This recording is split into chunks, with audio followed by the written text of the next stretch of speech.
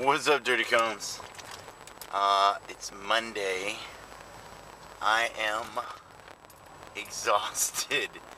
It has been an amazing weekend, fun-packed, fun-filled. Swam in the ocean multiple times. Got to hang out with the Brown family, which was really, really cool. But I would not suggest driving back and forth to Mississippi. It's about a 9-hour, 50-minute drive, but that 9-hour, 50-minute drive was made possible by the givingcircle.org. Very, very, very nice people who donated money and lots of love, so my family and I could drive down to Mississippi. So looking for a charitable cause. There's a charitable cause. They were very kind. You gotta hear this. So, drive to Mississippi on Friday. I just got back from California Thursday night. All my flights were delayed. So, I didn't get in till late. The next morning, I'm like, oh, dude. Pack up the boys. We go get into Mississippi 9:30, and they had made dinner. I don't know if you guys have ever had gumbo before. I've never had gumbo before, but it was really good. Like really good. Those people know how to eat, is what I'm gonna say. So ate. Gotta hang out with the Brown family and the Cato family, and Airman Magazine was there. AJ, Jimmy, and Randy, bar none, professionals, phenomenal, just really, really good dudes, and we all ate really well. I gotta say, Waveland, Mississippi is the, the hospitality capital of the world. I don't think that really comprehends how hospitable these people are. The next day was spent, with the family, hanging out. We went on a fishing boat with local state representative David Beria, who was very, very nice. He was very patient with our inability to cast a fishing reel.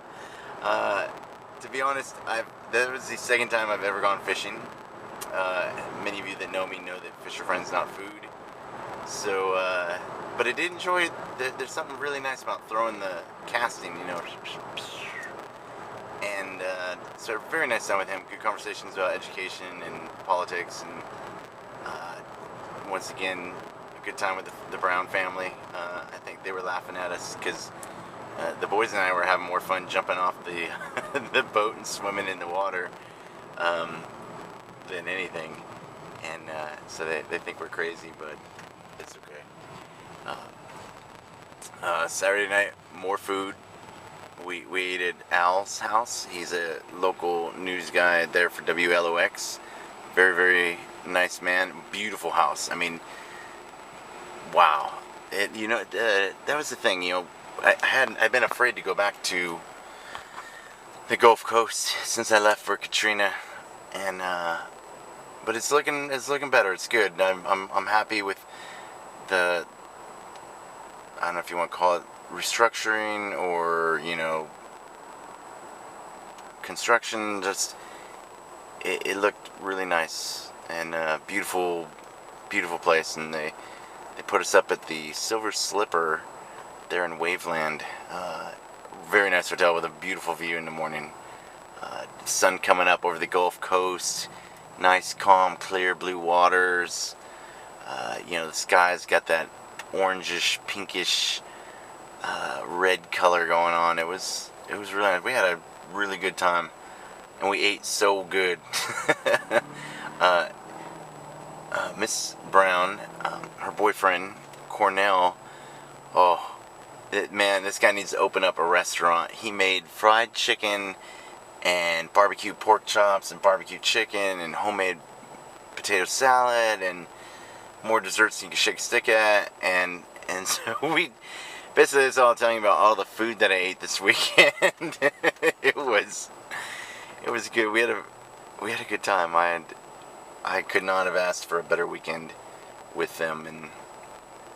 And then Sunday we went on another boat ride out to Ship Island with the Wounded Warrior Foundation in Mississippi, and also the Soldiers Angels group, and Granny and Donna and all of them were very, very, very nice. And you know, I don't know, I'm honored that everybody, you know, oh, you're a hero, but you know, I keep telling you guys, I'm not. I'm just a PJ. I'm just doing my job. I'm just, you know, the abyss. I smoke cones. You know, I love life, and try to love it and live it every day. So I think I am humbled by the response and by everything going on. So now they've put 6 minutes of thank yous.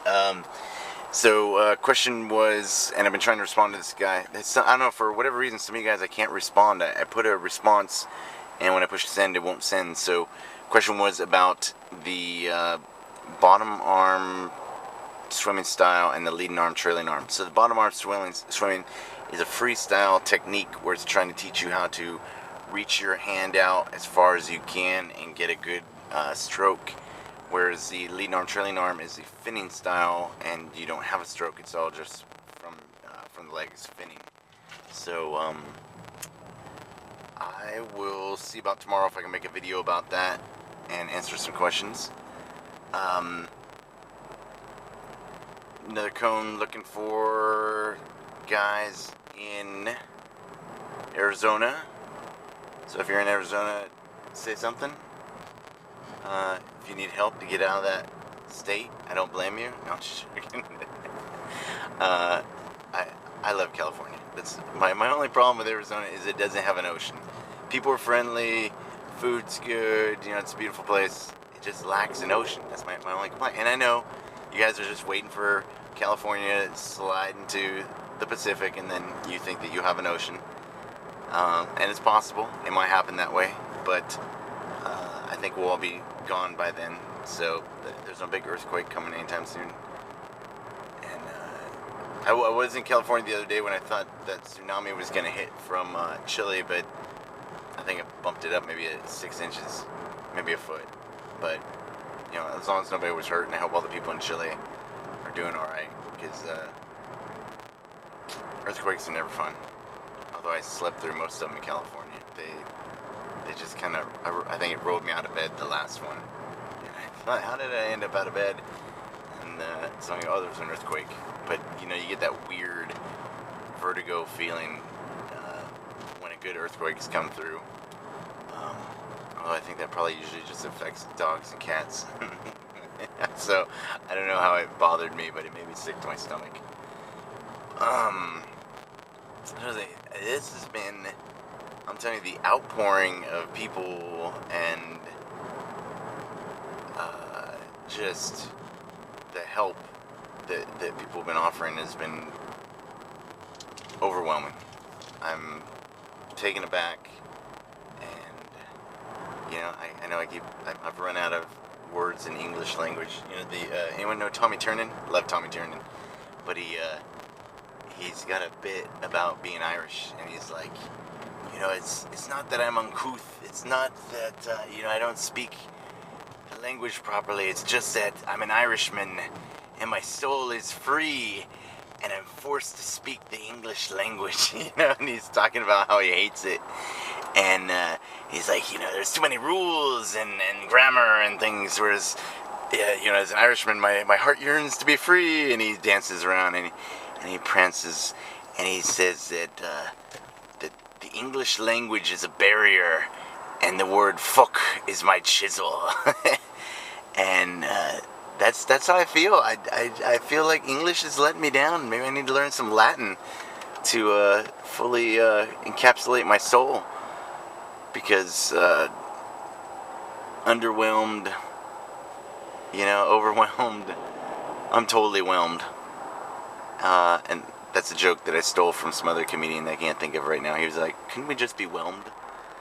And I don't usually make it practice stealing jokes from other people. My name is not Carlos, but he was funny at one point. I mean, even Ron Williams kind of took some stuff from people sometimes, you know. I mean, but who are we to judge? They still got some funny stuff, and if you're looking for a really funny, dark comedian, check out Bill Hicks. Bill Hicks, oh, god dang it, I'm not gonna make it anyway. Bill Hicks, great comedian, was way beyond his time, and what's funny is the jokes that he was cracking, you know, back in the 90s before he died of cancer, are just as relevant, if not more relevant today, about what's going on the planet. So you want to be enlightened, listen to Bill Hicks. I think comedy, humor, you know, it tells you a lot about who you are, where you are, what you are. If you can appreciate, understand, you know, get the deeper meaning, knowledge, you know, out of what's going on. You know, you got these guys that deliver a joke. Greg Girardo, amazing comedian, you know, and we dropped these bombs, these jokes that were just, you know, on one level they were this, but if you took it to the next level, you know, and then if he took it to a third, fourth level of comedy and humor, you know, and satire, and just social commentary, that, you know, that's, I think comedy might be, you know, the next, philosophy. You guys are like, all right, don't quit your day job, you know, don't worry, I won't be quitting my day job, but I can appreciate some good comedy / philosophy, thinking on life. You know, I love black comedians where, you know, they tell their jokes, but they also, you know, use it as a platform to, you know, enlighten people and say, hey, you know, Cat Williams, good example, you know. He's like, hey, you know, you need to take care of yourself. You need to do something with your life. You need to, you know, take care of your star player. And I think that's important. So that's kind of what I do. I mean, I'm not obviously on that level, but that's what I'm trying to do. I keep it humorous, keep it kind of funny. I'm trying to help, you know. I don't have all the answers. I don't even think I don't purport to have any answers other than how to swim really well, how to hold your breath, and how to drown comfortably. That's about all I can offer, with a little bit of humor. And, you know, if you enjoy it, you'll love it. I promise you. Become comfortable with being uncomfortable, and whether you want to be a PJ or whether you just want to live a fulfilled life, you know, you'll do well. You'll go far, because it doesn't get any easier as you get older. I don't see anything on this planet getting any easier. You know, global warming, El Nino, the stock market, look at what gas prices are doing. You'd think that we should all be happy that gas is going down, but, you know, if it gets too far down, the economy's going to tank. You know, you got Syria, Turkey, Iraq, Afghanistan, Africa,